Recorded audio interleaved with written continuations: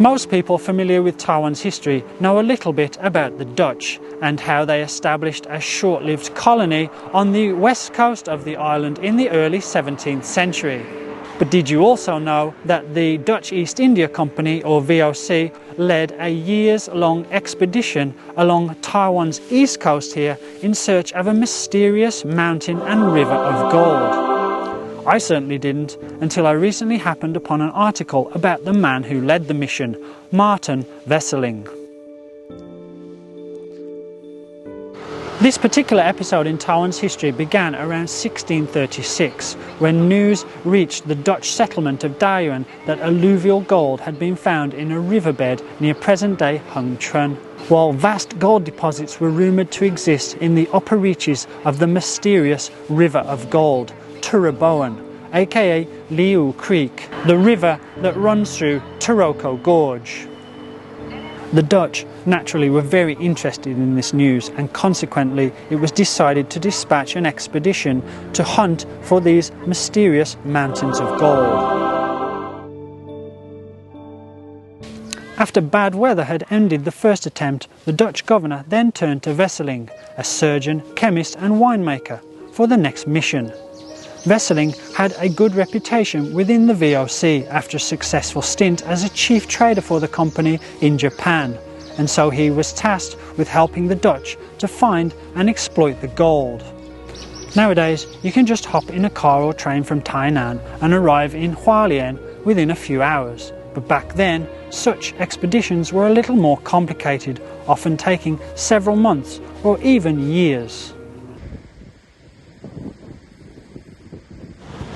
Wesseling's first task was to establish himself on the east coast, in the region known as Pimaba, or present-day Beinan. This took place under the command of Captain Johan van Linge, who first led the expedition through Longqiao, or present-day Hengchun, and then over the peninsula and down to the east coast here. The village of Tawali was sacked along the way, the Europeans burning it to the ground while killing at least 40 villagers and capturing 104 others. This offensive helped the Dutch establish primacy with the local tribes, and eventually led to them striking a truce with the Pimaba people, mortal enemies of the Tawali. Van Linden and the Pimaba chief reportedly exchanged caps and then shook hands before the Dutchman returned to Taiyuan, leaving behind Wesseling, a soldier, an Indian slave and a translator with the tribe. As the VOC envoy in Pimaba, Wesseling then spent the next 3.5 years interacting with the local tribes while also learning the languages. With their help, he managed to explore vast tracts of the east coast of Taiwan in search of the mysterious River of Gold. Battling hostile tribes and rough terrain along the way, Wesseling managed to visit many new places during his series of adventures, including Darakop, Supra and here at Madoan, amongst others. Records even suggest he ventured much further north, to within 4 miles of the Spanish settlement on Herping Island near Geelong in his search for gold, and although small deposits were found along the way, he never managed to strike it rich. Still, despite all that time spent with the Pimaba and other tribes, it seems Wesseling failed to adjust to cultural sensitivities, and it was this that ultimately led to his death in 1641.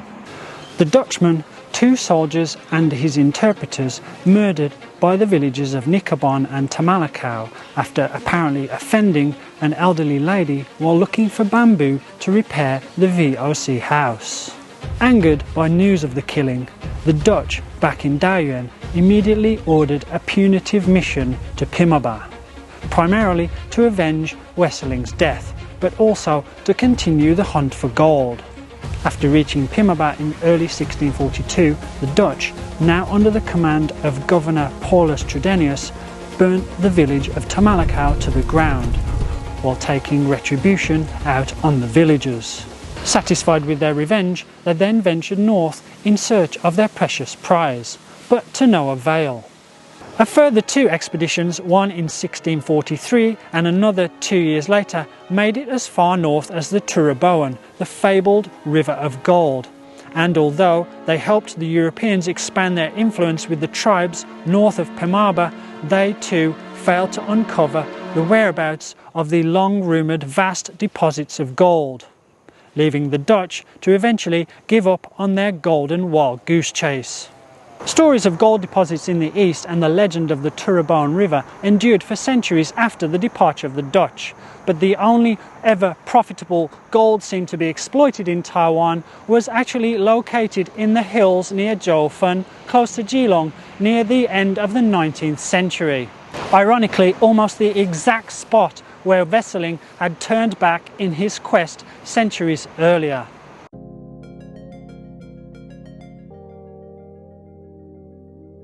Okay guys, that is the end of today's history lesson. I hope you enjoyed it. If you did, then you know what to do. Give me a like, subscribe to the channel, and you can always hit the bell for notifications. If you want to help support the channel, then you can click thanks down below, buy me a coffee, or check out memberships. Click on the join tab for more information.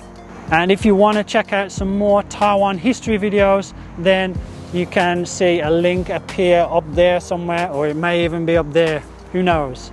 And that's it now. Long drive home. Take it easy, and I'll see you next week. Over and out.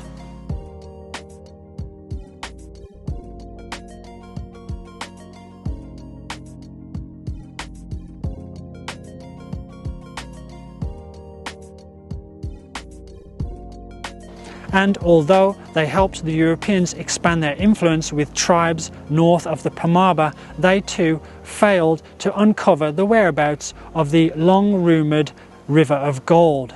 No! Deposits of gold. Yeah, deposits of gold. Maybe you should do it. Okay. Now you've got a chainsaw in the back as well. A further two expeditions, one in 1643 and another in 1645, made it as far as Turabone, the fabled River of Gold. And although the expeditions helped the Europeans expand their influence among the tribes north of Pimaba, they too failed to uncover the whereabouts of the long-rumored vast gold deposits, leaving the Dutch to eventually give up on their golden wild goose chase.